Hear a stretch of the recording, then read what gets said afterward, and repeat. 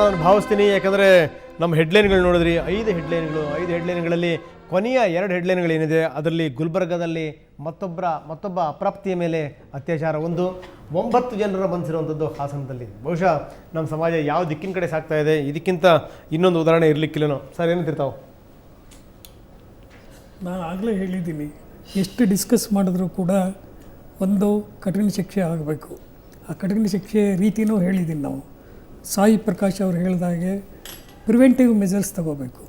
ಆ preventive measures ನಮ್ಮಲ್ಲಿ ಅಜ್ಞಾನ ವ್ಯಕ್ತಿಗಳಿರೋದ್ರಿಂದ ಬೇಕಾದಷ್ಟು ರೇಪ್ ಕೇಸಸ್ಸು ತಿರ್ಗಾ ಬರ್ತಾ ಇರೋದ್ರಿಂದ ಅದು ಲೋಯರ್ ಲೆವೆಲ್ನಲ್ಲಿ, ವಿಲೇಜ್ ಲೆವೆಲ್ನಲ್ಲಿ ಅದೆಲ್ಲ ಕೂಡ ಅದು ಒಂದು ಈ ಹಿಂದೆ ಕಂದಾಯ ವಸೂಲು ಮಾಡೋದಕ್ಕೆ ತಮಟೆ ಹೊಡೆದು ಮಾಡ್ತಾ ಇದ್ರಲ್ಲ, ಅದನ್ನಾಗಲೇ ಹೇಳಿದೆ ನಾನು.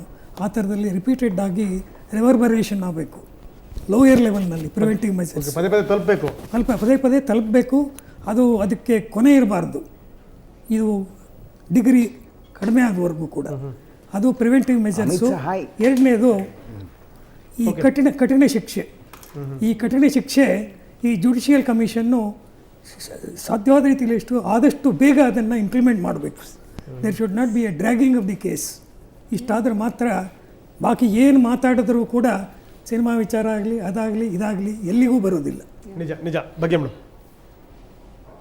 ಕಾನೂನು ಅನ್ನೋದು ಫಸ್ಟು ಇಲ್ಲಿ ಏನೂ ಇಲ್ಲ ಅಂತಲೇ ಹೇಳಬೇಕು ಸರ್. ಕಾನೂನಿನ ಭಯ ಜನರಿಗೆ ಖಂಡಿತ ಇಲ್ಲ. ಎಲ್ಲೆಲ್ಲಿ ನೋಡಿದ್ರು ಆ ವಿಕೃತ ಒಂದು ನೋವು, ಮನೆಯಲ್ಲಿರೋ ಹೆಣ್ಣು ಅಂತ. ಹೌದು, ಖಂಡಿತ ಸೇಫ್ ಅಲ್ಲ. ನಾವು ಹೊರಗಡೆ ಎಷ್ಟು ಕಡೆ ಕೆಲಸ ಮಾಡಲಿಕ್ಕೆ ಹೋಗ್ತೀವಿ, ಹಳ್ಳಿಗಳಲ್ಲಿ ಜನ ಎಷ್ಟು ಸುರಕ್ಷಿತವಾಗಿದ್ದಾರೆ ಅನ್ನೋದು ಈಗ ಕೂಡ ನ್ಯೂಸಲ್ಲಿ ಗೊತ್ತಾಗ್ತಾ ಇದೆ. ಆ್ಯಂಡ್ ಡೆಲ್ಲಿಯಲ್ಲೇನು ಸಣ್ಣ ಪುಟ್ಟ ಹಳ್ಳಿಗಳಲ್ಲೂ ಕೂಡ ಒಂದು ಎಷ್ಟು ಎಚ್ಚೆತ್ಕೊಂಡಿದ್ರು ಹೆಣ್ಣು ಮಕ್ಕಳು ಬಾಳು ಹೀಗಾಗ್ತಾ ಇದೆಯಲ್ಲ ಅನ್ನೋದು ಒಂದು ರಿಯಲಿ ಟ್ರಾಜಿಕ್ ಪಾರ್ಟ್. ಇದಕ್ಕೆ ಏನೂ ಸೊಲ್ಯೂಷನ್ನೇ ಇಲ್ವಾ ಅಂತ ಹೇಳ್ತೀನಿ. ಅಷ್ಟು ನಿರಾಶೆಗೊಳಗಾಗ್ಬಿಟ್ರೆ ಹೇಗೆ ನೀವು ಹುಡುಕ್ಬೇಕಲ್ಲ? ಎಷ್ಟು ಪೇಯ್ನ್ ಇದೆ ಇದು. ಕೇಳ್ತಾ ಒಂಥರ ಹೇಗಾಗಿದೆ ಅಂತ ಹೇಳಿದ್ರೆ, ಇನ್ನೂ ಅದೇ ಒಂದು ನ್ಯೂಸ್ಗಳೇ ಇನ್ನೂ ಇದಾಗಿ ಬರ್ತಾ ಇದೆ ಅಂತ ಹೇಳಿದ್ರೆ ಎಲ್ಲೋ ಗೌರ್ಮೆಂಟ್ ಸೋತಿದೆ ಅಥವಾ ನಮ್ಮ ಒಂದು ಏನೇ ಇದು ಸಿಸ್ಟಮ್ ಏನಿದೆ, ಇಟ್ಸ್ ನಾಟ್ ದ್ಯಾಟ್ ಟೈಟ್ ಅಲ್ವಾ? ಖಂಡಿತ ಸರ್. ಮೇಡಮ್ ಅವ್ರು ಹೇಳಿದಂಥ ಅದನ್ನು ಕೇಳಿದ್ರಿ. ತಾವು ಈಗ ಒಂದು ರಾಜಕೀಯ ಪಕ್ಷದಲ್ಲಿ ಸಕ್ರಿಯ ಆಗಿರುವಂಥವ್ರು, ಮುಂದೆ ನೀವು ಕೂಡ ಜನಪ್ರತಿನಿಧಿ ಆಗಲಿಕ್ಕೆ ಹೊರಟಿರಿ. ನಿಜಕ್ಕೂ ಏನೇ ಆದರೂ ಈ ಸಮಸ್ಯೆಗಳಿಗೆ ಪರಿಹಾರ ಇಲ್ಲ ಅನ್ನುವಂಥ ಮನೋಭಾವನೆ ಜನಸಾಮಾನ್ಯರಲ್ಲಿ ಬಂದ್ಬಿಟ್ಟಿದೆ. ಏನಂತೀರಿ? ಐ ಥಿಂಕ್ ಆ ಶಿಕ್ಷೆ ತುಂಬ ಕಡಿಮೆ ಫಾರ್ ಅ ರೇಪ್ ಕೇಸ್ ಅನಿಸುತ್ತೆ ನನಗೆ. ಆ 7 years ಅಥವಾ maximum in rare cases 10 years if is a government employee ಅನ್ನೋದು ಐ ಥಿಂಕ್ ಅದು ಒಂದು ಮೈಂಡಲ್ಲಿ ಕೂತ್ಕೊಬಿಟ್ಟಿದೆ. ಸೊ ಯಾವ್ದಾದ್ರು ಕ್ರೈಮ್ ಮಾಡೋದು ಮುಂಚೆ 7 ವರ್ಷ ಅನ್ನೋದು I think that should be prolonged. ನನ್ನ ಪ್ರಕಾರ if the punishment is harsher then may be people will be scared. ಆ ಭಯ ಅನ್ನೋದು I think it should be very very important. Okay sir. ಇಲ್ಲ, ಅದು ನಾವು ನೋಡಿದ ವಿಷಯಕ್ಕೆ ಹೇಗೆ ಎಲ್ಲರೂ ರಿಯಾಕ್ಟ್ ಮಾಡಿದ್ರು ಅನ್ನೋ ಪ್ರಶ್ನೆ. ಮೊದಲನೇ ದಿನ ನೀವು ನೋಡಿದ್ರೆ 11 ದಿನದಲ್ಲಿ ಮೊದಲ 2 ದಿನ ಡೆಲ್ಲಿಯಲ್ಲಿ ಆದ ಗಲಾಟೆ ಒಂದೇ ಒಂದು ಏನಕ್ಕೆ ಅಂತಂದ್ರೆ, ನೀವೊಂದು ಸೆಷನ್ ಕರೆದು ಡಿಸ್ಕಸ್ ಮಾಡಿ ಅಂತ. ಅಲ್ಲ, ಗೊತ್ತಿದೆ ನಾವು ಭಾಷಣ ಮಾಡ್ಬೋದು, ಸೆಷನ್ ಮಾಡಿದ್ರೆ ಹೋಗ್ಬಿಡತ್ತಾ, ನಾಳೆ ತಗೊಂಡು ಏನು ಬಂದೂಕಿನಿಂದ ಕೊಂದುಬಿಡ್ಬೋದಾ, ಅವರನ್ನ ಕಾನೂನು ಮರಿಬೋದಾ, ಇವೆಲ್ಲ ಬೇರೆ. ಆದರೆ ನಾವು ಜವಾಬ್ದಾರಿಯುಳ್ಳಂತಹ ನಾಯಕರು ಅಂತ ಅನ್ನಿಸ್ಕೊಂಡ ಮೇಲೆ ಅಷ್ಟು ಜನ ಒಂದು ಸೆಷನ್ ಕರೆದು ಒಂದು ಡಿಸ್ಕಸ್ ಮಾಡೋದಕ್ಕೆ ಏನು ಅಂಥದ್ದು ಏನಾಗಿತ್ತು ಅನ್ನೋ ಪ್ರಶ್ನೆ. ಎರಡನೇದು, ಅದು ಕರೆಯೋದಕ್ಕೆ ಆಗಲಿಲ್ವಲ್ಲ, ಅದನ್ನೇ ಕರೆಯೋದಿಲ್ಲ ಅಂತಲೇ ಕೂತ್ರಲ್ಲ, ಹಠವ. ಒಂದು ಸೆಷನ್, ಪಾರ್ಲಿಮೆಂಟ್ರಿ ಸೆಷನ್ ಕರೆಯೋದು ಬೇಡವಾ? ಕರೆದ್ರೆ ಏನಾಗುತ್ತೆ? ಅದರಲ್ಲಿ ಯಾವುದೋ ಒಂದು ಎಲ್ಲವೂ ಎಗೋ ಪ್ರಾಬ್ಲಮ್ ಆಗಿ ಯಾಕೆ ಹೋಗಬೇಕು ಅನ್ನೋ ಪ್ರಶ್ನೆ ನಾನು ಹೇಳ್ತಾ ಇರೋದು. ಎರಡನೇದು, ಶಿಕ್ಷೆ ಇಷ್ಟೇ ಕೊಡಬೇಕು ಅಷ್ಟೇ ಕೊಡಬೇಕು ಅನ್ನೋದಕ್ಕಿಂತ ಯಾರೇ ಒಬ್ಬರು ಇದನ್ನ ಪ್ಲಾನ್ ಮಾಡಿ ಮಾಡುವಂತಹದಲ್ಲ. ಇದೊಂದು ಮನಸ್ಥಿತಿ. ಅವ್ರು ಅವತ್ತು ಬಸ್ಸಲ್ಲಿ ಹೋಗ್ತಾರೆ ಅಂತ ಪ್ಲಾನ್ ಮಾಡಿತ್ತೆ ಇಲ್ಲ, ಅದೊಂದು ಮನಸ್ಥಿತಿ ಬದಲಾಗಬೇಕಾದ್ರೂ ಏನು, ಇದಲ್ಲ ಮಾಡಬಾರ್ದು ಅನ್ನೋದು ಒಂದು ವೈಯಕ್ತಿಕವಾಗಿ ಒಳಗಿಂದ ಬರುವಂಥದ್ದು. ಇಲ್ಲ, ಎರಡನೇದು ಹೊರಗಿನ ಒಂದು ಭಯ ಬೇಕಾಗತ್ತೆ. ಒಳಗಿಂದ ಭಯ ಎಲ್ರಿಗೂ ಇರಬಹುದು, ಆದರೆ ಸ್ವಲ್ಪ ಅವಕಾಶ ಆದಾಗ ಆ ಭಯ ಓಡುತ್ತೆ. ಆಗ ಹೊರಗಿನ ಭಯದ ಅವಶ್ಯಕತೆ ಬೇಕಾಗತ್ತೆ ಅಂತ ಇಲ್ಲಿ ಎರಡೂ ಹೋಗಿದೆ. ಮತ್ತು ಮೂರನೇದು ಒಂದು ಹೇಳ್ತೀನಿ, ಖಂಡಿತವಾಗಿ ನಮಗೆ ಬಹಳ ಗ್ಯಾರಂಟಿ ಗೊತ್ತಿದೆ ಸರ್ ಈ ದೇಶದಲ್ಲಿ. ಏನು ಹೇಳಿ, ಅಂಥ ಯೋಗ್ಯರೇನು ನಮ್ಮನ್ನೇನು ಆಳ್ತಿಲ್ಲ, ಹಾಗಾಗಿ ನಾವು ಏನೋ ಅಯೋಗ್ಯತನ ಮಾಡಿದ್ರು ನಮಗೇನು ಶಿಕ್ಷೆ ಆಗಲ್ಲ. ಇದು ಬಹಳ ಸ್ಪಷ್ಟ ಇದೆ ಸರ್. ಯಾಕಂದ್ರೆ ನೀವು ಬೆಳಗ್ಗೆ ಪೇಪರ್ ತೆಗೆದು ನೋಡಿದ್ರೆ ಸಾಕು ಸರ್, ಹೆಸರೇ ಹೇಳಿದ ಕೂಡಲೇ ನಿಮ್ಗೊಂದು ಆಸ್ತಿ ನೆನಪಿಗೆ ಬರುತ್ತೆ. ಹೆಸರು ಹೇಳಿದ ಕೂಡಲೇ ಅವ್ರು ಮಾಡಿದ ಇನ್ನೇ ಯಾವುದು ಇದೇ ತರಹದ ಕೆಲಸ ನೆನಪಿಗೆ ಬರುತ್ತೆ. ನಾನು ಹೇಳ್ತಾ ಇರೋದು, ನಾವು ಯಾರೋ ಒಬ್ರು ಮಾಡಿದ್ರು ಅಂತ ಇದ್ದೀವಿ, ಅದು ಮಾಡಿ ರಾಜಾರೋಷ ಓಡಾಡೋರೇ ಇದ್ದಾರೆ. ಗೌರವಗಳಿಲ್ಲ ಯಾರ ಬಗ್ಗೆ. ನಾಯಕರ ವಿಷಯ ಆಗ್ಬೋದು, ಟೀಚರ್ಸ್ ಕೂಡ ಎಷ್ಟೊಂದು ಮಾಡ್ತಾರೆ ಅನ್ನೋದು ಪೇಪರ್ಸ್ ನಲ್ಲಿ ಬರ್ತಾ ಇದೆ. ಇವಾಗ ನಾವು ಅಷ್ಟು ಆಗ್ಬಾರ್ದು. We should not become pessimist. ಇಲ್ಲಿ ಪೆಸಿಮಿಸ್ಟ್ ಆಗ್ಬಿಟ್ರೆ ನಾವು ಮಾನವರಾಗಿದ್ದೇನು ಪ್ರಯೋಜನ? ಮೇಡಮ್ ಮತ್ತಷ್ಟು ನಾನು ಮಾತಾಡ್ತೀನಿ. ಬನ್ನಿ, ಈಗ ನಮ್ಮ ಡೆಸ್ಕಲ್ಲಿ ಅಂದರೆ ನಮ್ಮೆಲ್ಲ ಕಲೀಗ್ಸು ಈಗಾಗಲೇ ಮೊಂಬತ್ತಿ ಹಚ್ಚಿ ಆತ್ಮಕ್ಕೆ ಶಾಂತಿ ಕೋರುವಂಥ ಒಂದು ಪ್ರಯತ್ನವನ್ನು ಮಾಡ್ತಾ ಇದ್ದಾರೆ. ನಾವು ಅದರ ನೇರ ದೃಶ್ಯಗಳನ್ನು ನಾವು ನೋಡ್ತಾ ಇದ್ದೀವಿ. ಸುವರ್ಣ ನ್ಯೂಸ್ ಮತ್ತು ಕನ್ನಡಪ್ರಭದ ಮುಖ್ಯ ಸಂಪಾದಕರು ವಿಶ್ವೇಶ್ವರ ಭಟ್ರು ನೋಡ್ತಾ ಇದ್ದೀವಿ, ಗೌರೀಶ್ ಅಕ್ಕಿ, ಹಮೀದ್, ಜೊತೆಗೆ ನಮ್ಮೆಲ್ಲ ಸಹೋದ್ಯೋಗಿಗಳನ್ನು ನೋಡ್ತಾ ಇದ್ದೀವಿ. ಸೊ ಆತ್ಮಕ್ಕೆ ಶಾಂತಿ ಕೋರುವಂಥ ಒಂದು ಪ್ರಯತ್ನ. ಇಡೀ ಸುವರ್ಣ ಸಿಬ್ಬಂದಿ ಈ ಮೊಂಬತ್ತಿಯನ್ನು ಹಚ್ಚಿ ಜ್ಯೋತಿಯನ್ನು ಬೆಳಗೋದ್ರ ಮುಖಾಂತರ ಸೊ ಆಕೆ ಒಂದು ಆತ್ಮಕ್ಕೆ ಶಾಂತಿ ಕೋರುವಂಥ ಒಂದು ಪ್ರಯತ್ನವನ್ನು ನಾವು ಮಾಡ್ತಾ ಇದ್ದೀವಿ. ಬಹುತೇಕ ಸಂದರ್ಭಗಳಲ್ಲಿ ನಾವು ಕೂಡ ಕೇಳಿದ್ದೀವಿ, ಅನ್ನೋದು ಬೆಳಗಿನಿಂದ ನಾವು ಚರ್ಚೆ ಮಾಡಿದ್ದೀವಿ, ಕೇವಲ ದೀಪ ಹಚ್ಚಿ ಆತ್ಮಕ್ಕೆ ಶಾಂತಿ ಕೋರಿದ್ರೆ ಆಗಲ್ಲ ಅಂತ. ಆದರೆ ಈಗ ಹಚ್ಚುವಂತಹ ದೀಪ ಏನಿದೆ ಅದು ಎಂದೂ ಕೂಡ ಆರಬಾರದು ಅನ್ನುವಂಥ ಒಂದು ಸದುದ್ದೇಶ, ಒಂದು ಕಾಳಜಿ, ಕಳಕಳಿ, ಇದು ಆ ಕತ್ತಲನ್ನು ಹೊಡೆದೋಡಿಸುವಂಥದ್ದಾಗಿರ್ಬೋದು. ಮುಂದೆ ಯಾರಿಗೆ ಕತ್ತಲಾಗಬೇಕು, ಕತ್ತಲಾಗಬಾರ್ದು, ಅವ್ರ ಜೀವನಕ್ಕೊಂದು ಬೆಳಕಾಗಬೇಕು. ಹೀಗಾಗಿ ಇದೊಂದು ಪ್ರಯತ್ನ. ಇದಕ್ಕೆ ಜವಾಬ್ದಾರಿ ವಾಹಿನಿಯಾಗಿ ಸುವರ್ಣ ನ್ಯೂಸ್ ಕೂಡ ಹೊರತಾಗೇನಿಲ್ಲ. ಸುವರ್ಣದ ಎಲ್ಲ ಸಿಬ್ಬಂದಿ, ವಿಶೇಷವಾಗಿ ವಿಶ್ವೇಶ್ವರ ಭಟ್ರು, ಕನ್ನಡಪ್ರಭ ಮತ್ತು ಸುವರ್ಣ ನ್ಯೂಸ್ನ ಮುಖ್ಯ ಸಂಪಾದಕರು ವಿಶ್ವೇಶ್ವರ ಭಟ್ ಸೇರಿದ ಹಾಗೆ ನಾವು ನೋಡ್ತಾ ಇದ್ದೀವಿ. ಗೌರೀಶ್ ಅಕ್ಕಿ, ಉದಯ್ ಮರ್ಕಿಣಿ, ಹಮೀದ್ ಪಾಳ್ಯ, ಜೊತೆಗೆ ನಮ್ಮೆಲ್ಲ ಸಿಬ್ಬಂದಿ ಇದರ ಹಾಜರಿದ್ದಾರೆ. ಈ ಮುಖಾಂತರ ಆತ್ಮಕ್ಕೆ ಶಾಂತಿ ಕೋರುವಂಥ ಒಂದು ಪ್ರಯತ್ನವನ್ನು ನಾವು ಕೂಡ ಮಾಡ್ತಾ ಇದ್ದೀವಿ.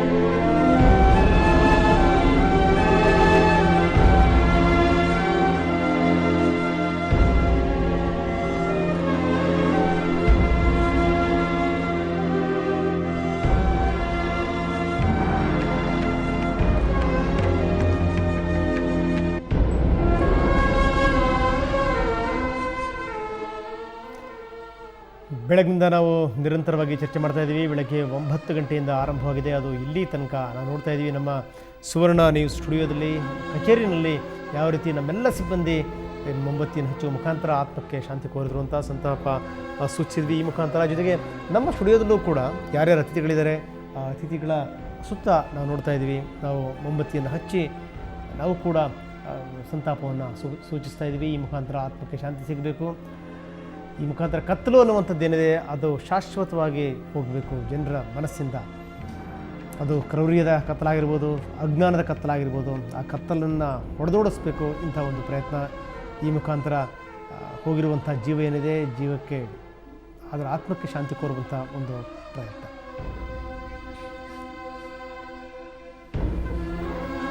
ಸೊ ಕೊನೆಯದಾಗಿ ಅತಿಥಿಗಳು ಏನು ಹೇಳ್ತಾರೆ ಕೇಳೋಣ. ಅದಕ್ಕಿಂತ ಮೊದಲೊಂದು ಪುಟ್ಟ ವಿರಾಮದ ಬಳಿಕ ಮತ್ತೆ ಮರಳಿ ಬರೋಣ.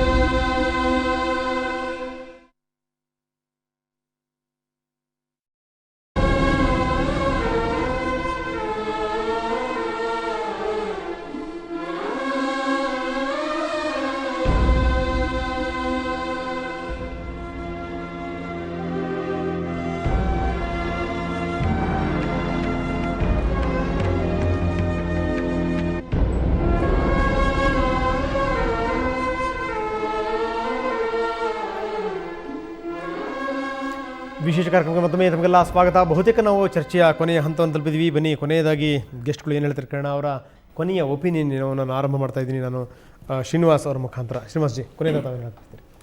ಆಗಲೇ ಹೇಳಿದಾಗೆ ಪ್ರಿವೆಂಟಿವ್ ಮೆಜರ್ಸ್ ತಗೋಬೇಕು, ಸ್ಟ್ರಿಕ್ಟಾಗಿ ಲೋಯರ್ ಲೆವೆಲ್ಗೆ ಎಜುಕೇಟ್ ಮಾಡಬೇಕು, even at the village level as I told. And ಕಠಿಣ ಶಿಕ್ಷೆ ಆಗಬೇಕು.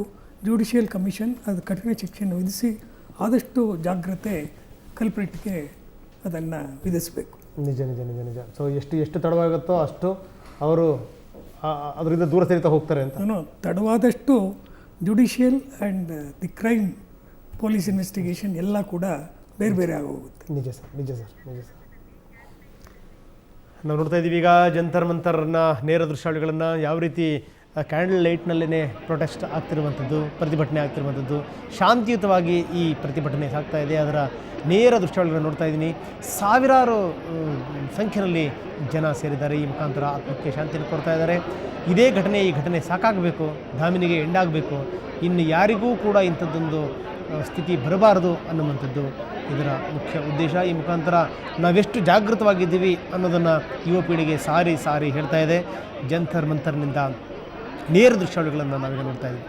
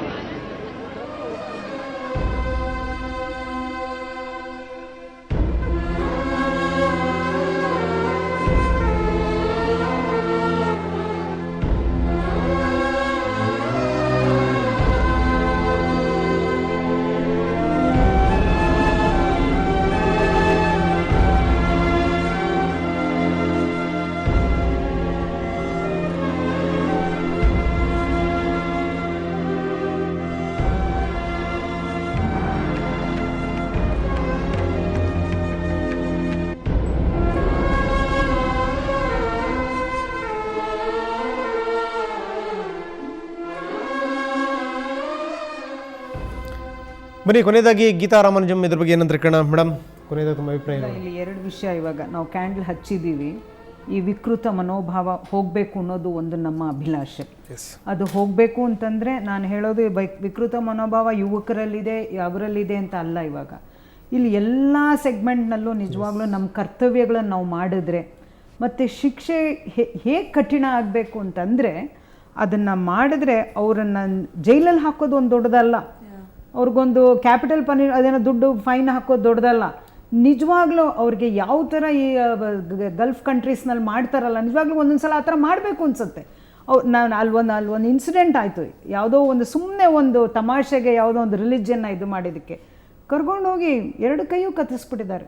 ಅಮಾನವೀಯ ನೀವು ಹೇಳ್ಬೋದು, ಬಟ್ ಇವತ್ತು ಏನು ಆಗ್ತಾ ಇದೆ? ಈ ಥರ ಅಮಾನವೀಯ ಕೆಲಸಗಳಾಗ್ಬೋದಾ? ಎಂಥ ಶಿಕ್ಷೆ ಕೊಡಬೇಕು ಅವ್ರಿಗೆ ಅಂದರೆ ನಿಜವಾಗ್ಲೂ ಇನ್ನೊಂದು ಸಲ ಯಾವ ಹುಡುಗನೂ ಈ ಥರ ಮಾಡಬೇಕು ಅನ್ನೋದಕ್ಕೆ ಅವನು ಮೊದಲು ಹೋಗಲೇಬಾರ್ದು. ನಾವು ಏನೇ ಹೆಣ್ಣಲ್ಲಿ ಅಂದ ಇತ್ತು, ಗಂಡಲ್ಲಿ ಆಸೆ ಇತ್ತು ಅಂತ ಅದೆಲ್ಲ ನಾವು ಮಾಡೋದಕ್ಕೆ ಸರಿ ಚಂದ, ಬಟ್ ಆದರೆ ನನ್ನ ಮಗಳು, ನನ್ನ ತಂಗಿ, ನನ್ನ ಹೆಂಡತಿ ಬಂದಾಗ ಬಹುಶಃ ರಕ್ತಕ್ಕಿಂತ ಹೆಚ್ಚು ಏನೋ ಒಂದು ಉಕ್ಕು ಬಂದು ನಮ್ಮ ನೋವಾಗುತ್ತೆ ಅನಿಸುತ್ತೆ. ರಕ್ತ ಒಂದೇ ಸಾಲದು ಅನಿಸುತ್ತೆ. ಇಲ್ಲಿ ಪೊಲೀಸ್ನವರು ಅಷ್ಟೇ. ಇವಾಗ ನೋಡಿ, ಕುಡ್ದಿದ್ರಿಂದ ಆ ಥರ ಮಾಡಿದ್ರಲ್ಲ. ಇನ್ನೊಂದು ಹೇಳ್ತೀನಿ ನಾನು ನಿಮಗೆಲ್ಲ, ಕಾಲೇಜು ಸ್ಕೂಲ್ ಹತ್ರ 100 yardsನಲ್ಲಿ ಸಿಗರೇಟ್ಸ್ ಮಾರಬಾರ್ದು ಅಂತ ದೊಡ್ಡ ಫಲಕ ಹಾಕ್ಸಿದ್ದಾರೆ. ಪಕ್ಕದಲ್ಲೇ ಆ ಸಿಗರೇಟ್ ಮಾರೋ ಕಡೆ ಏನೇನು ಮಾರ್ತಾ ಇದ್ದಾರೆ ಅಂತ ಯಾರು ಗೊತ್ತಿಲ್ಲ. ಎಲ್ಲಿ ಹೋಗಿ ನೋಡ್ಕೊಂಬನ್ನಿ ಎಲ್ಲ ಇನ್ಸ್ಟಿಟ್ಯೂಷನ್ಸ್ ಕಡೆ. ನಿಜ ಮೇಡಮ್, ಇದೆಲ್ಲ ಬರೀ not for the sake of publicity. Public memory is very temporary. You should not forget that. All these things will go away, but only the culprits will continue to do the same thing. This is very important. Yes sir. ಕೊನೆಯದ ತಾವೇನಂತೀರಿ sir? ಅನ್ಸೋದಿಷ್ಟೇ, probably police ಸ್ಟೇಷನ್ಗೆ ಹೋಗೋ ಧೈರ್ಯ ಎಲ್ರಿಗೂ ಬರಬೇಕು ಅಂತಂದರೆ ಅಲ್ಲಿ ವಾತಾವರಣ ಚೆನ್ನಾಗಿರಬೇಕು. ಈಗಲೂ ನನ್ನ ಕೈಯಲ್ಲಿ ಪೊಲೀಸ್ ಸ್ಟೇಷನ್ಗೆ ಯಾವುದೋ ಹೋಗಬೇಕು ಅಂತ ಜ್ಞಾಪಿಸ್ಕೊಳ್ಳೋಕ್ಕೂ ಆಗಲ್ಲ. ಏನೋ ನನಗೆ ತೊಂದರೆ ಆಗಿರ್ಬೋದು, ಹೋಗಬೇಕು ಅಂತ ಯಾವಾಗಲ್ಲ ಅವ್ರು ಅನಿಸಿದ್ಯಾ, ಹೋಗೊಂದು ಕಂಪ್ಲೇಂಟ್ ಕೊಡೋ ಧೈರ್ಯ ಯಾರಿಗಾದ್ರು ಇದೆಯಾ? ಅವ್ರು ಹೋಗಿದ್ದಾರೆ ಅಂತ ಕಾಣುತ್ತೆ, ಅವ್ರಿಗೆ ಗೊತ್ತೇ ಇರುತ್ತೆ ಅನುಭವದಲ್ಲಿ ಅಂತೇಳಿ. ಕಷ್ಟ ಆಗುತ್ತಲ್ವ ಕಮ್ಯುನಿಕೇಟ್ ಮಾಡೋದು. ತಿರ್ಗ ನನ್ನ ಬಾಯಲ್ಲಿ ಹೇಳಿಸ್ಬೇಡಿ. ಆಯಿತು ಅಲ್ಲಿಗೆ ಅದು ವಿಷಯ ಮುಗೀತಲ್ಲ, ಕಷ್ಟ ಆಗುತ್ತೆ ಕಮ್ಯುನಿಕೇಟ್ ಮಾಡೋದು ಒಂದು. ಎರಡನೇದು ಚೀಫ್ ಗೆಸ್ಟ್ಗಳು ಕರೀತಾರೆ. ನಾವು ಯಾತಕ್ಕೆ ಅವ್ರುಗಳನ್ನೇ ಚೀಫ್ ಗೆಸ್ಟ್ಗಳ ಕರಿತೀರಿ ಅರ್ಥ ಆಗ್ತಾ ಇಲ್ಲ ನನಗೂ. ಫಂಕ್ಷನ್ಗಳಿಗೆ ಕರಿತೀವಿ ಅಂದರೆ ಸೈಟ್ ಕೊಡ್ತಾರೆ ಮಂತ್ರಿ ಬಂದರೆ ಅಂತ. ಯೋಗ್ಯತೆ ನೋಡಿ ಕರೆಯೋಣ ಇನ್ನು ಮುಂದೆ. ನಾಳೆ ಸೈಟ್ ಕೊಡದೇ ಇದ್ರೆ ಬೇಡ, ನಾವು ದುಡಿದು ಮಾಡ್ಕೋಬೋದು ನಾವು ಒಂದು ಸೈಟ್ನ ಅಂಥೇಳಿ. ಯೋಗ್ಯತೆ ಮೇಲೆ ಕರೆದ್ರೆ ಏನಾಗುತ್ತೆ, ಪ್ರಾಬಬ್ಲಿ ಅದಕ್ಕೊಂದು ಗೌರವ ಬರುತ್ತೆ ಅಂತ ಅನಿಸುತ್ತೆ. ಮೂರನೇದು, 50 ವರ್ಷದ ಹಿಂದೆ ನಾನು ಓದ್ತಾ ಇದ್ದಾಗ ರೋಲ್ ಮಾಡಲಿದ್ದು ವಿಶ್ವೇಶ್ವರಯ್ಯ. ಇವತ್ತಿಗೂ ಅನ್ಫಾರ್ಚುನೇಟ್ಲಿ ವಿಶ್ವೇಶ್ವರಯ್ಯನೇ. ಮಧ್ಯದ 50 ವರ್ಷದ ಜನ್ರೇಷನಲ್ಲಿ ಹೆಸರು ಹೇಳ್ಕೊಳ್ಳೋಕೆ ನಮ್ಮಲ್ಲಿ ಒಬ್ಬರಿಲ್ಲ. ಹಾಗಿರ್ಬೇಕಾದ್ರೆ ನಮಗೇನಾಗುತ್ತೆ, ಯಾರೋ ಪ್ರಾಬಬ್ಲಿ ದೊಡ್ಡ ಸ್ಥಿತಿಗೆ ಜನಗಳನ್ನ ಕರೆದು ಬೇಡ ಅಂತ ಕಾಣುತ್ತೆ. ಮಣೆ ಹಾಕಿದ್ರೆ ಯೋಗ್ಯರಿಗೆ ಮಣೆ ಹಾಕಿದರೆ ಯೋಗ್ಯವಾಗಿ ಬದುಕಬೇಕು ಅಂತ ಅನಿಸ್ಬೋದೇನೋ ಅಂತ. ನಿಜ. ಆದರೆ ಎಲ್ಲದಕ್ಕಿಂತ ಮುಖ್ಯವಾಗಿ ಏನು ಅಂತಂದರೆ ಕಷ್ಟ, ಸೆನ್ಸಿಟಿವಿಟಿ ಹೋಗಿದೆ. ಬಹಳ ಇನ್ಸೆನ್ಸಿಟಿವ್ ಆಗಿದ್ದೀವಿ. ಡೆಲ್ಲಿನಲ್ಲಿ ಅದು ನಡೀತಾ ಇದ್ದಾಗಲೂ ನಾವು ಇಲ್ಲೆಲ್ಲೋ ನಮ್ಮ ಸೀಟುಗಳಿಗೆ ಹೊಡೆದಾಡ್ತಾ ಇದ್ವಿ. ಅಲ್ಲಿ ಅದು ನಡೀತಾ ಇದೆ, ಏನೋ ಒಂದು ಆಗ್ತಾ ಇದೆ ಅಂದಾಗ ಇಲ್ಲಿ ನಾವೆಲ್ಲೋ ಅಧಿಕಾರಕ್ಕೆ ಸಂಬಂಧಪಟ್ಟಾಗೆ ಮೆರವಣಿಗೆ ಅದು ಇದು ಮಾಡ್ಕೊಂಡು ಕಾಲ ಕಳೆದ್ವಿ ನಾವು. ಎಲ್ಲೋ ಒಂದು ಕಡೆ ಇದೆಲ್ಲ ಬಹಳ ನಾಚಿಕೆ ಅನ್ನೋವಂಥ ಭಾವವು ಕಾಡ್ತಾ ಇದೆ. ಇಷ್ಟು ವರ್ಷ ಬದುಕಿದ ಮೇಲೆ ಅನ್ನಿಸ್ತಾ ಇರೋದು ಈ 60 ವರ್ಷ ಬದುಕಿದ್ರಲ್ಲಿ ನಾಚಿಕೆ ಭಾವವೇ ಜಾಸ್ತಿ ಇದೆ. ಐ ಥಿಂಕ್ ಬಹಳ ಯೋಗ್ಯವಾಗಿ ಬದುಕಕ್ಕೆ ಸಾಧ್ಯ ಆಗಲಿಲ್ವೇನೋ, ಬಹಳ ಯೋಗ್ಯರ ಮಧ್ಯೆ ಬದುಕಲಿಲ್ವೇನೋ ಅನ್ನೋ ದುರಂತ ಖಂಡಿತ ಕಾಡ್ತಾ ಇದೆ. ಬಗ್ಗೆ ಮೇಡಮ್ ಸಂಕ್ಷಿಪ್ತವಾಗಿ ಸರ್ ಹೇಳಿದ್ರೆ ನನಗೆ ನಿಜವಾಗಿ ಮೈ ಜುಮ್ ಅಂತ ಉಂಟು. 4 ಜನರ ಒಳ್ಳೆಯವ್ರ ಮಧ್ಯ ನಾವು ಬದುಕಬೇಕು ಅನ್ನೋದು ಎಲ್ಲರಿಗೂ ಇರೋದೇನೆ. ಸೊ ಎಲ್ಲರೂ ಒಳ್ಳೆಯವರನ್ನಾಗಿ ಒಂದು ನಾವು ಪರಿಗಣಿಸಬೇಕು. ಆ್ಯಂಡ್ ನಾವು ಫಸ್ಟ್ ನಾನು ಹೇಳೋದು ಅಂತ ಹೇಳಿದ್ರೆ, ನಾವು ಮಕ್ಕಳನ್ನ ಬೆಳೆಸಬೇಕಾದ್ರೇ ಒಂದು ಒಳ್ಳೆತನದಿಂದ ಬೆಳೆಸಬೇಕು ಅಂತ ನಾನು ಅಂದ್ಕೊಳ್ತೀನಿ. ಈಗ ಗಂಡು ಮಕ್ಕಳೇ ಆಗಿರಬಹುದು, ಹೆಣ್ಣು ಮಕ್ಕಳೇ ಆಗಿರ್ಬೋದು. ಗಂಡು ಮಕ್ಕಳು ಅಷ್ಟೇ, ಕೆಲವೊಂದು ಅವ್ರ ಮನೆಗೆ ಬರ್ತಾ ಇರೋ ಹೆಣ್ಮಕ್ಳಾಗಿರ್ಬೋದು, ಅವ್ರಿಗೆ ಫ್ರೆಂಡ್ಸ್ನ ಕರ್ಕೊಂಡು ಬರ್ಬೋದು ಮನೆಗೆ, ಅವರ ಬಿಹೇವಿಯರ್ ಏನು ಅಂದ್ಬಿಟ್ಟು ಪೇರೆಂಟ್ಸ್ ನೋಡಬೇಕಾಗುತ್ತೆ. ನಿಜ ಮೇಡಮ್, ನಿಜ ಮೇಡಮ್. ಸೊ ಹಾಗಾಗಿ ಈಗ ನಾವು ಗಂಡು ಮಕ್ಕಳನ್ನೂ ಕೂಡ ಎಷ್ಟೋ ವಿಧದಲ್ಲಿ ನಾವು ತಿದ್ದು ಒಂದು ಇದನ್ನ ಮಾಡಬೇಕಾಗುತ್ತೆ. ನಾವು ಅವ್ರು ಯಾವಾಗ ಒಂದು ಒಳ್ಳೆ ರೂಟಲ್ಲಿ ಹೋಗ್ತಾ ಇಲ್ಲ ಅಂತ ಹೇಳಿದ್ರೆ ನಾವು ಯಾಕೆ ಅದನ್ನ ಸರಿ ಮಾಡಬಾರ್ದು? Yes madam, yes madam. ಕೊನೆಯದ ತಾವೇನಿದ್ದೀರ ಸಂಕ್ಷಿಪ್ತವಾಗಿ? ಖಂಡಿತವಾಗ್ಲಿ ಈ ಸಮಾಜ ಬದಲಾಗಲಿ, ಈ ಸಮಾಜದಲ್ಲಿ ಇವತ್ತಿನ ಯುವ ಜನತೆ ಏನಿದೆ, ಹೆಣ್ಣು ಮಕ್ಕಳನ್ನು ನೋಡೋ ದೃಷ್ಟಿಕೋನ ಬದಲಾಗಲಿ ಅಂತ. Yes fine madam. ತಾವೇನಿದ್ದೀರ ರಕ್ಷಿತಾ ಮೇಡಮ್ ಕೊನೆಯದಾಗಿ? ವೆಲ್, ಮೇಡಮ್ ಆವಾಗಲೇ ಹೇಳ್ದಂಗೆ ಇದು ಒಂದು ಕೇಸು ಬಹಳ ದೊಡ್ಡದಾಗಿ ನಮ್ಮ ಮುಂದೆ ಕಾಣಿಸ್ತಾ ಇದೆ. ಬಟ್ ಈ ಒಂದು ಕೇಸ್ ಆದಮೇಲೆ ಕೂಡ ಈ 15 ದಿವಸದಲ್ಲಿ ಇಲ್ಲ ಮರ್ತೋಗೋದಕ್ಕಿಂತ ಈ 15 ದಿವಸದಲ್ಲಿ ನಮ್ಮ ಸ್ಟೇಟಲ್ಲೇ ಒಂದು 4-5 ರೇಪ್ ಕೇಸಸ್ ನಡೆದಿದೆ. ಐ ಥಿಂಕ್ ಅದು ಒಂದೇ ಕೇಸ್ಗಲ್ಲ, ಪ್ರತಿಯೊಂದು ರೇಪ್ ಕೇಸ್ಗೂ I think justice has been denied till today. So I hope that ಈ ಪರ್ಸೆಂಟೇಜ್ ಖಂಡಿತವಾಗ್ಲೂ ಜಾಸ್ತಿ ಆಗಲಿ. ಐ ಹೋಪ್ ಈ DNA ಫಾರೆನ್ಸಿಕ್ ಲ್ಯಾಬ್ಸ್ ಏನಿದೆ ನಮ್ಮ ಕರ್ನಾಟಕದಲ್ಲಿ ಕೂಡ lab and that whole procedure, I hope it comes to Karnataka. ಬಹಳಷ್ಟು ಲ್ಯಾಬ್ಗಳಲ್ಲಿ ಅದಿಲ್ಲ, that DNA whatever they do ಏನೋ. ಐ ರಿಯಲಿ ಹೋಪ್ ದಟ್ ಅಂತ ಪರೀಕ್ಷೆ ಅಗತ್ಯನೇ ಬೆಳ್ದಂಗೆ ಇರಲಿ ಅಂತ. ಇಲ್ಲ, ನಾವು ಯಾಕೆ ನಾವು first of all I hope that definitely ನೀವು ಹೇಳ್ದಂಗೆ ಅದು ಆಗದೇ ಇರಲಿ. ಬಟ್ ನಾವು ಹೈದರಾಬಾದ್ ಹೋಗೋದಕ್ಕಿಂತ and instead of justice being denied. ಒಂದು ನಿಮಿಷ ಮೇಡಮ್, ನಾವು ಟೌನ್ ಹಾಲ್ನ ವಿಜುವಲ್ ಅನ್ನು ನೋಡ್ತಾ ಇದ್ದೀವಿ. ಯಾವ ರೀತಿ ಮೊಂಬತ್ತಿಯನ್ನು ಹಚ್ಚಿ ಇಲ್ಲಿ ಪ್ರತಿಭಟನೆ ಆಗ್ತಾ ಇದೆ, ಶಾಂತಿಯುತವಾದಂಥ ಪ್ರತಿಭಟನೆ ಆಗ್ತಾ ಇದೆ. ಅದರ ನೇರ ದೃಶ್ಯಾವಳಿನ ನೋಡ್ತಾ ಇದ್ದೀವಿ. ಇದು ಟೌನ್ ಹಾಲ್ನ ದೃಶ್ಯಾವಳಿಗಳು. ಇಲ್ಲಿ ಎಲ್ಲರೂ ಕೂಡ ಜಾತಿ ಮತ ಭೇದ ಇಲ್ಲದೇ ಈ ಕ್ರೌರ್ಯ ಏನಿದೆ, ಅನ್ಯಾಯ ಏನಿದೆ, ಈ ಅಕ್ರಮ ಏನಿದೆ ಅದರ ವಿರುದ್ಧವಾಗಿ ದನಿ ಎತ್ತಿರುವಂಥದ್ದು ನಾವು ನೋಡ್ತಾ ಇದ್ದೀವಿ. ನೇರ ದೃಶ್ಯಾವಳಿಗಳು town ಹಾಲ್ನಿಂದ.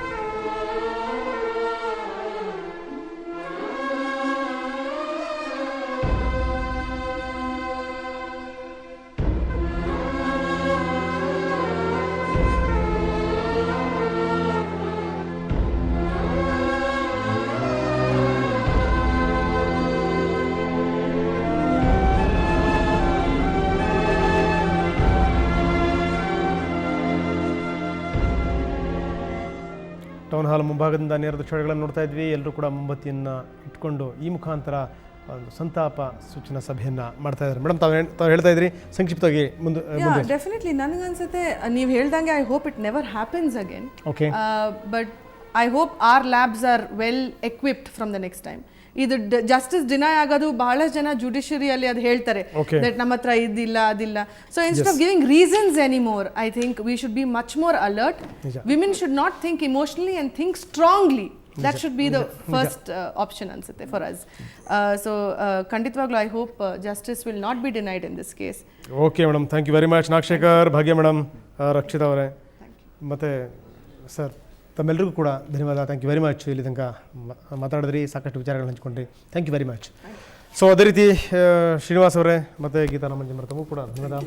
Thank you very much. Thank you sir. So ನೋಡ್ತಾ ಇದ್ರಿ, ನಾವು ಬೆಳಗ್ಗೆ 9 ಗಂಟೆಯಿಂದ ಇಲ್ಲಿ ತನಕ ನಿರಂತರವಾಗಿ ನಾವು ಚರ್ಚೆ ಮಾಡ್ತಾ ಇದ್ವಿ. ಚರ್ಚೆಯ ಮುಖ್ಯ ವಿಚಾರ ತಮಗೆ ಗೊತ್ತಿರುವಂಥ ಸಂಗತಿನೇ, ಈ ದೇಶದಲ್ಲಿ ಹೆಣ್ಮಕ್ಳುಗಳಿಗೆ ಸರಿಯಾದಂಥ ಒಂದು ರಕ್ಷಣೆ ಇದೆಯಾ ಅನ್ನುವಂಥದ್ದು ನಮ್ಮ ಪ್ರಶ್ನೆ. ತುಂಬ ಸ್ಪಷ್ಟವಾಗಿ ಹೇಳ್ಬೋದು, ಭಾಳ ಬೇಸರದಿಂದ ಹೇಳಬೇಕು, ನಿಜಕ್ಕೂ ಹೆಣ್ಮಕ್ಳುಗಳಿಗೆ ಇಲ್ಲಿ ರಕ್ಷಣೆ ಇಲ್ಲ. ನಾವು ಮಹಾತ್ಮ ಗಾಂಧೀಜಿಯ ಹೆಸರು ಹೇಳ್ತೀವಿ, ಮಾತೆತ್ತಿದ್ರೆ ಮಹಾತ್ಮ ಗಾಂಧೀಜಿಯ ಹೆಸರನ್ನು ಹೇಳ್ತೀವಿ, ಆದರೆ ಮಾಡುವಂಥದ್ದು ಮಾತ್ರ ಅನಾಚಾರ ಅನ್ನುವಂಥದ್ದು ಬಹಳ ಬೇಸರ ಸಂಗತಿ. ಆದರೆ ಒಂದು ಮಾತು ಮಾತ್ರ ನಾನು ಕೊನೆಯದಾಗಿ ಹೇಳ್ತಾ ಇದ್ದೀನಿ. ನಾನು ಕೊನೆಯದಾಗಿ ಹೇಳುವಂಥದ್ದು ಒಂದೇ ಮಾತು, ಅಟ್ಲೀಸ್ಟ್ ನಾವು ಇದನ್ನೆಲ್ಲ ಮಾಡ್ತಿರ್ಬೇಕಾದ್ರೆ ಈ ರೀತಿಯ ಕ್ರೌರ್ಯಗಳಾದಾಗ ಕೇವಲ ಒಂದು ಹೆಣ್ಣಿಗೆ ಸಂಬಂಧಪಟ್ಟಿರುವಂಥದ್ದು ಮಾತ್ರ ಅಲ್ಲ, ಎಲ್ಲರಿಗೂ ಕೂಡ ಸಂಬಂಧಪಟ್ಟಿರುವಂಥದ್ದು. ಸೊ ಇಂಥದ್ದೊಂದು ಘಟನಾವಳಿಗಳಾದಂಥ ಸಂದರ್ಭದಲ್ಲಿ ಎಲ್ಲೋ ಒಂದು ಕಡೆಗೆ ನಿಮ್ಮ ಮನೆಯ ಹೆಣ್ಮಕ್ಳುಗಳನ್ನು ನೀವು ಜ್ಞಾಪಿಸ್ಕೊಳ್ಳಿ, ನಿಮ್ಮ ಅಕ್ಕ ತಂಗಿದರನ್ನು ಜ್ಞಾಪಿಸ್ಕೊಳ್ಳಿ. ಇದು ಈ ಬೇಸರ, ಈ ಪ್ರತಿಭಟನೆ ಇದೆಲ್ಲದೂ ಕೂಡ ಒಂದಕ್ಕೆ ಸೀಮಿತ ಅಲ್ಲ. ಕೇವಲ ಏನು ಅಂದರೆ ಆಕೆಯ ಮೇಲೆ ಅತ್ಯಾಚಾರ ಅನ್ನೋದಕ್ಕೆ ಮಾತ್ರ ಅಲ್ಲ, ಇದು ಸಮಾಜದ ಒಟ್ಟಾರೆ ವ್ಯವಸ್ಥೆ ಏನಿದೆ, ನಾಯಕತ್ವದ ವೈಫಲ್ಯತೆ ಏನಿದೆ, ಆ ಬೇಸರ ಏನಿದೆ, ಆ ಹೇವರಿಕೆ ಏನಿದೆ, ಅದೆಲ್ಲದೂ ಕೂಡ ಈ ರೀತಿಯ ಪ್ರತಿಭಟನೆಯ ಮುಖಾಂತರ ಬಂದಿರುವಂಥದ್ದು. ಸೊ ತುಂಬ ಸ್ಪಷ್ಟವಾಗಿ ಗೋಚರ ಆಗುತ್ತೆ. ಇನ್ನೆಂದೂ ಕೂಡ ಇಂಥ ಘಟನಾವಳಿಗಳು ಆಗದೇ ಇರಲಿ, ಇದು ದಾಮಿನಿಗೆ ಕೊನೆಯೇ ಆಗಲಿ ಅಂತ ಹೇಳ್ತಾ ಈ ವಿಶೇಷ ಕಾರ್ಯಕ್ರಮವನ್ನು ಮುಗಿಸ್ತಾ ಇದ್ದೀನಿ. ನಮಸ್ಕಾರ. Thank you very much.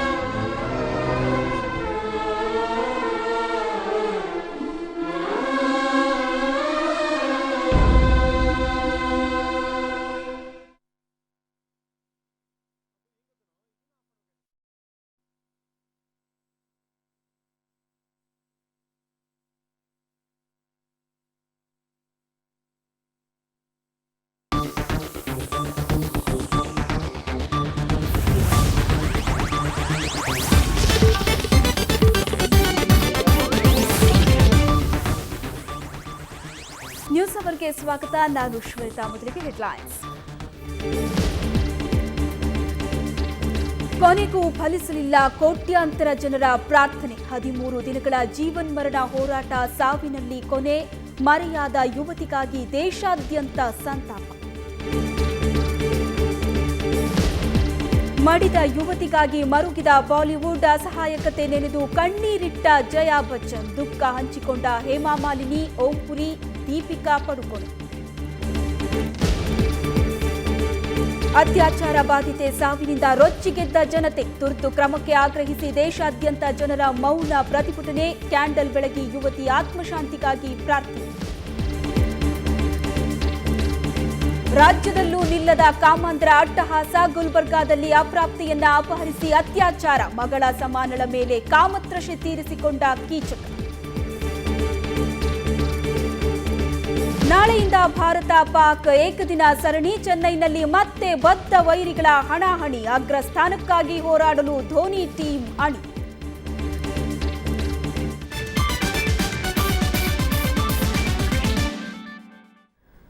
ಹದಿಮೂರು ದಿನಗಳ ಕಾಲ ಸಾವು ಬದುಕಿನ ನಡುವೆ ಹೋರಾಟ. ಕೊನೆಗೂ ಗೆಲ್ಲಲಿಲ್ಲ ನಿರ್ಭಯಳ ಬದುಕುವ ಹಠ.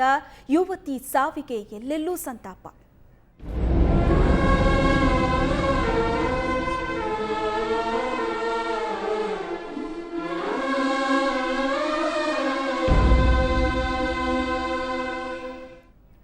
ಅದು ಕೋಟಿ ಕೋಟಿ ಜನರ ಪ್ರಾರ್ಥನೆ. ಆದರೂ ಫಲಿಸಲಿಲ್ಲ. 13 ದಿನಗಳಿಂದ ಜೀವನ್ಮರಣ ಹೋರಾಟ ನಡೆಸಿದ ಆ ಯುವತಿ ಕೊನೆಗೂ ಬದುಕಿ ಬರಲಿಲ್ಲ. ಸಿಂಗಾಪುರದಲ್ಲಿ ನಿರ್ಭಯ ಕೊನೆಯುಸಿರೆಳೆದಿದ್ದಾಳೆ. ಯುವತಿ ಸಾವು ದೇಶಾದ್ಯಂತ ಸಂತಾಪದ ಅಲೆಯನ್ನೇ ಎಬ್ಬಿಸಿದೆ.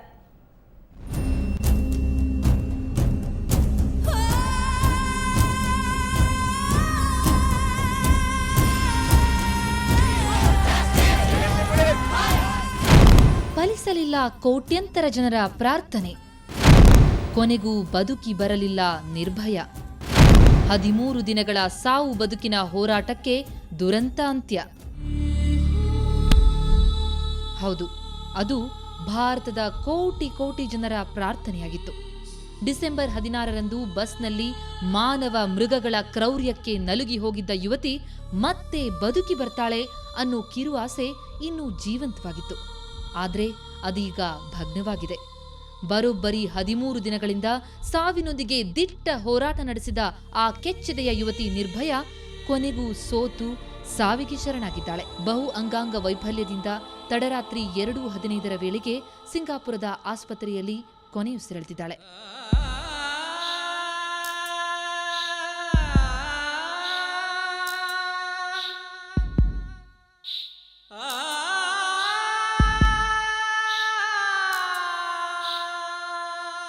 ಹತ್ತು ದಿನಗಳಿಂದ ದೆಹಲಿಯ ಸಫ್ದರ್ಜಂಗ್ ಆಸ್ಪತ್ರೆಯಲ್ಲಿ ಚಿಕಿತ್ಸೆ ಪಡೆಯುತ್ತಿದ್ದ ಯುವತಿಯನ್ನ ಹೆಚ್ಚಿನ ಚಿಕಿತ್ಸೆಗಾಗಿ ಡಿಸೆಂಬರ್ 26ರಂದು ರಾತ್ರಿ ದಿಢೀರನೆ ಸಿಂಗಾಪುರದ ಪ್ರತಿಷ್ಠಿತ ಮೌಂಟ್ ಎಲಿಜಬೆತ್ ಆಸ್ಪತ್ರೆಗೆ ಸಾಗಿಸಲಾಯಿತು. ಏರ್ ಆಂಬ್ಯುಲೆನ್ಸ್ನಲ್ಲಿ ಯುವತಿಯನ್ನ ಕೊಂಡೊಯ್ಯಲಾಯಿತು. ಯುವತಿಯ ತಂದೆ ತಾಯಿ, ಇಬ್ಬರು ಸಹೋದರರು ಹಾಗೂ ಭಾರತೀಯ ವೈದ್ಯರು ಕೂಡ ಸಿಂಗಾಪುರಕ್ಕೆ ಜೊತೆಯಲ್ಲಿ ಸಾಗಿದ್ರು. ಆದರೆ ಅಲ್ಲಿಗೆ ಕೊಂಡೊಯ್ದಾಗಿನಿಂದಲೂ ನಿರ್ಭಯ ಸ್ಥಿತಿ ಮತ್ತಷ್ಟು ವಿಷಮಿಸಿತ್ತು. ನಿನ್ನೆ ಸಂಜೆ ನಿರ್ಭಯಾಳ ಅಂಗಾಂಗಗಳು ಕಾರ್ಯಸ್ತಬ್ಧವಾಗುವುದರೊಂದಿಗೆ ಆಕೆಯ ಪರಿಸ್ಥಿತಿ ಮತ್ತಷ್ಟು ಕಠಿಣವಾಯಿತು. ರಾತ್ರಿ 2:15 ವೇಳೆಗೆ ಆಕೆಯ ಪ್ರಾಣ ಪಕ್ಷಿ ನಿಶ್ಶಬ್ದವಾಗಿ ಹಾರಿಹೋಯಿತು.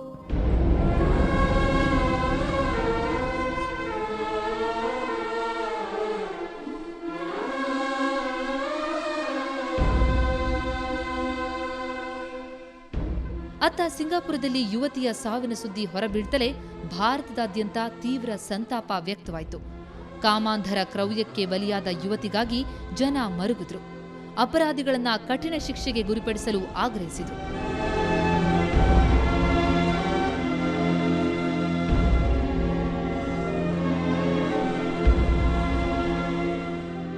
ಈ ಮಧ್ಯೆ ಯುವತಿ ಸಾವಿನ ಬಗ್ಗೆ ಪ್ರಧಾನಿ ಸಿಂಗ್ ತೀವ್ರ ಸಂತಾಪ ವ್ಯಕ್ತಪಡಿಸಿದ್ದಾರೆ. ನಿರ್ಭಯ ಸಾವು ವ್ಯರ್ಥವಾಗಲು ಬಿಡೋದಿಲ್ಲ. ಯುವತಿ ಪೋಷಕರಿಗೆ ಆ ನೋವು ಭರಿಸುವಂತಹ ಶಕ್ತಿ ದೇವರು ನೀಡಲಿ, ಆಕೆ ಆತ್ಮಕ್ಕೆ ಶಾಂತಿ ಸಿಗಲಿ ಅಂತ ಮನಮೋಹನ್ ಸಿಂಗ್ ಕೋರಿದ್ದಾರೆ. ಸೋನಿಯಾ ಗಾಂಧಿ ಕೂಡ ಯುವತಿಯ ಸಾವಿಗೆ ಮರುಗಿದ್ರು. ನಿರ್ಭಯ ಸಾವಿನಿಂದ ಭಾರತದ ಮನೆ ಮನೆಯಲ್ಲೂ ನೋವು ಮನೆ ಮಾಡಿದೆ ಎಂದರು. Brothers and sisters, my heart is heavy with sorrow and anguish for the young woman who fought so bravely against impossible odds. For nearly 2 weeks, she battled the unspeakably brutal and bestial assault on her that has now taken her life. ಆರೋಪಿಗಳ ವಿರುದ್ಧ ಹತ್ಯೆ ಆರೋಪ, 1000 ಪುಟಗಳ charge sheet ಸಿದ್ಧತೆ. ಜನವರಿ 3ರಂದು charge sheet ಸಲ್ಲಿಕೆ ಸಾಧ್ಯತೆ. ಇತ್ತ ಅತ್ಯಾಚಾರಕ್ಕೆ ಒಳಗಾದ ಯುವತಿ ಸಾವಿಗೀಡಾಗ್ತಿದ್ದಂತೆ ದೆಹಲಿ ಪೊಲೀಸರು ಅತ್ಯಾಚಾರಿಗಳ ವಿರುದ್ಧ ಆರೋಪ ಪಟ್ಟಿಯಲ್ಲಿ ಕೊಲೆ ಆರೋಪವನ್ನು ಸೇರಿಸಿದ್ದಾರೆ. ಈ ಕುರಿತು 1000 ಪುಟಗಳ ಚಾರ್ಜ್ ಶೀಟ್ ಅನ್ನ ದೆಹಲಿ ಪೊಲೀಸರು ಸಿದ್ಧಪಡಿಸ್ತಾ ಇದ್ದು ಜನವರಿ 3ರಂದು ಚಾರ್ಜ್ ಶೀಟ್ ಸಲ್ಲಿಸುವ ಸಾಧ್ಯತೆ ಇದೆ.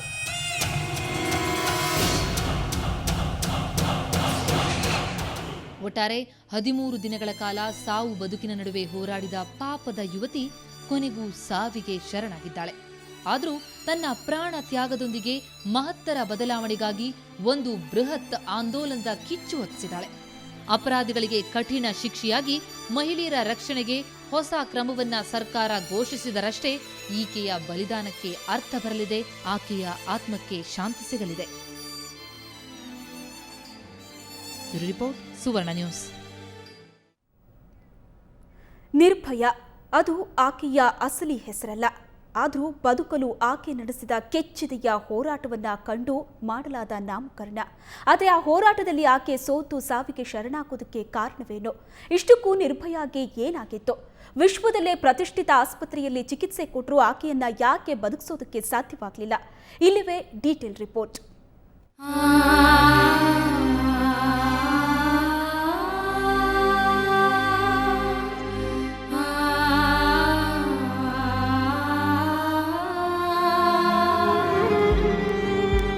ನಾನು ಬದುಕಬೇಕು, ಪ್ಲೀಸ್ ನನ್ನನ್ನು ಬದುಕಿಸಿ. ಇದು ಸಾವು ಬದುಕಿನ ಹೋರಾಟದಲ್ಲಿ ಕೊನೆಗೂ ಸೋತು ಸಾವಿಗೆ ಶರಣಾದ ಯುವತಿ ನಿರ್ಭಯಾಳ ಕೊನೆಯ ಆಸೆ.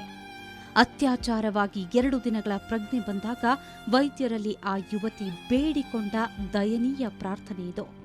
ಆದರೆ ಕೊನೆಗೂ ಆಕೆಯ ಕಡೆಯ ಆಸೆ ಈಡೇರಲಿಲ್ಲ. ಆಕೆ ಬದುಕುಳಿಯಲಿಲ್ಲ.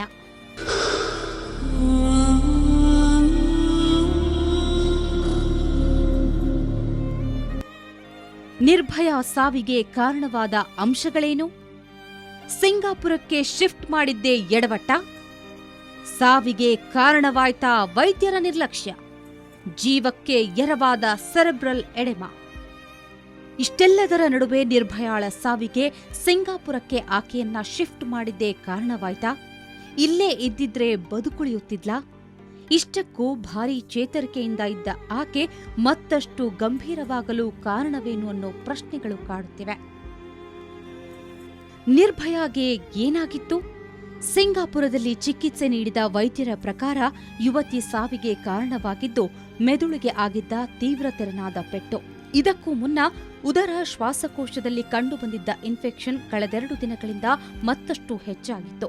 ಇದರ ಜೊತೆಗೆ ಹೃದಯ ಸ್ತಂಭನದಿಂದ ಉಂಟಾದ ಮೆದುಳು ಊತ ಆಕೆಗೆ ಮಾರಣಾಂತಿಕವಾಗಿ ಕಾಡಿತ್ತು.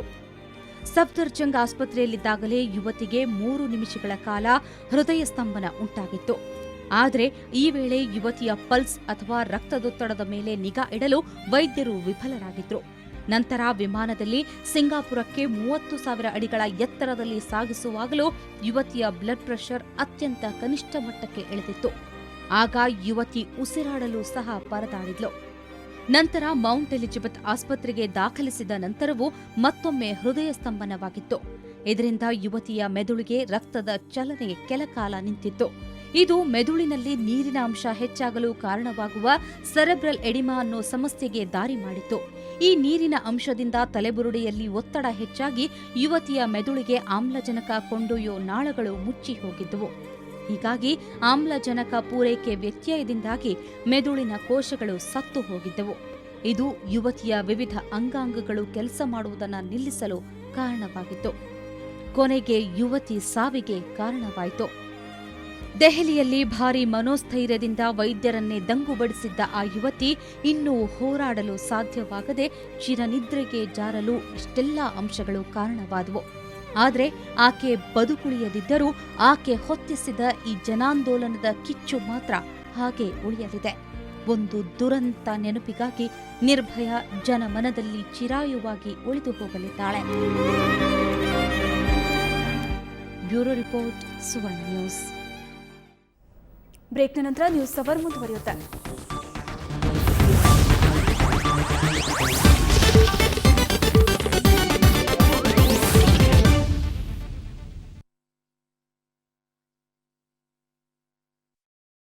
अभी भी उनको प्रताड़ित किया जाता है.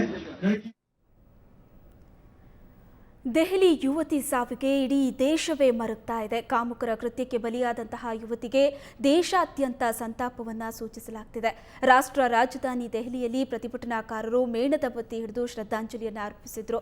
ಜಂತರ್ ಮಂತರ್, ಇಂಡಿಯಾ ಗೇಟ್ ಸೇರಿದ ಹಾಗೆ ಹಲವೆಡೆ ಸಾವಿರಾರು ಪ್ರತಿಭಟನಾಕಾರರು ಮೊಂಬತ್ತಿ ಹಿಡಿದು ಸಂತಾಪ ಸೂಚಿಸಿದರು.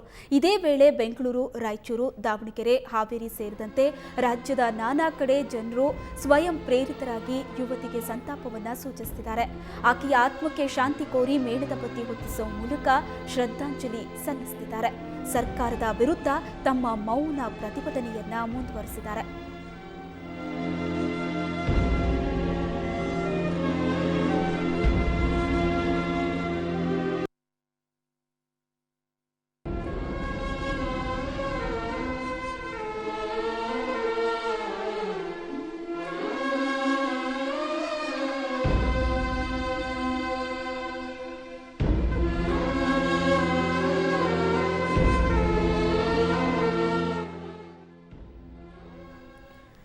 ಇನ್ನು ಸುವರ್ಣ ನ್ಯೂಸ್ ವಾಹಿನಿಯು ನಿರ್ಭಯಾಳ ಸಾವಿಗೆ ಮರುಗಿದೆ. ಯುವತಿಯ ಸಾವಿಗೆ ಸಂತಾಪ ಸೂಚಿಸುವ ಸಲುವಾಗಿ ಸುವರ್ಣ ನ್ಯೂಸ್ ಕಚೇರಿಯಲ್ಲಿ ಸಿಬ್ಬಂದಿ ಮೇಣದ ಬತ್ತಿ ಹಚ್ಚಿ ಕೆಲ ಕಾಲ ಮೌನಾಚರಣೆ ಮಾಡಿದ್ರು. ಆ ಮೂಲಕ ಯುವತಿ ಆತ್ಮಕ್ಕೆ ಶಾಂತಿ ಕೋರಲಾಯಿತು. ಪ್ರಧಾನ ಸಂಪಾದಕ ವಿಶ್ವೇಶ್ವರ್ ಭಟ್, ಹಮೀದ್ ಪಾಳ್ಯ ಸೇರಿದಂತೆ ಕಚೇರಿಯ ಎಲ್ಲ ಸಿಬ್ಬಂದಿ ಭಾಗವಹಿಸಿದ್ರು.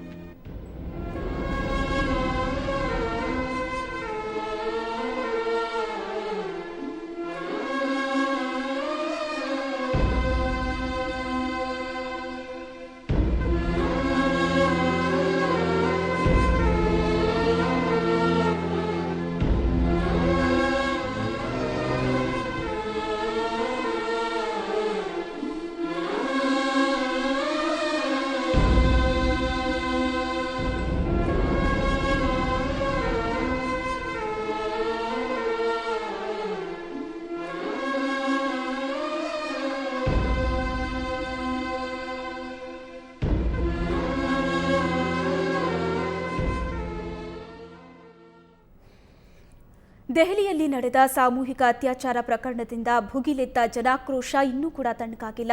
ಇವತ್ತು ಯುವತಿ ಸಾವಿನ ವಿಷಯ ಬಹಿರಂಗವಾಗ್ತಿದ್ದಂತೆ ದೆಹಲಿಯ ಜನರು ಬೀದಿಗಿಳಿದ್ರು. ಎಲ್ಲೆಲ್ಲೂ ಮೌನ ಪ್ರತಿಭಟನೆಗಳು ನಡೆದವು. ಜಂತರ್ ಮಂತರ್ನಲ್ಲಿ ಪ್ರತಿಭಟನೆ ಕಾವು ಸಿಎಂ ಶೀಲಾ ದೀಕ್ಷಿತ್ಗೂ ತಟ್ಟಿತು.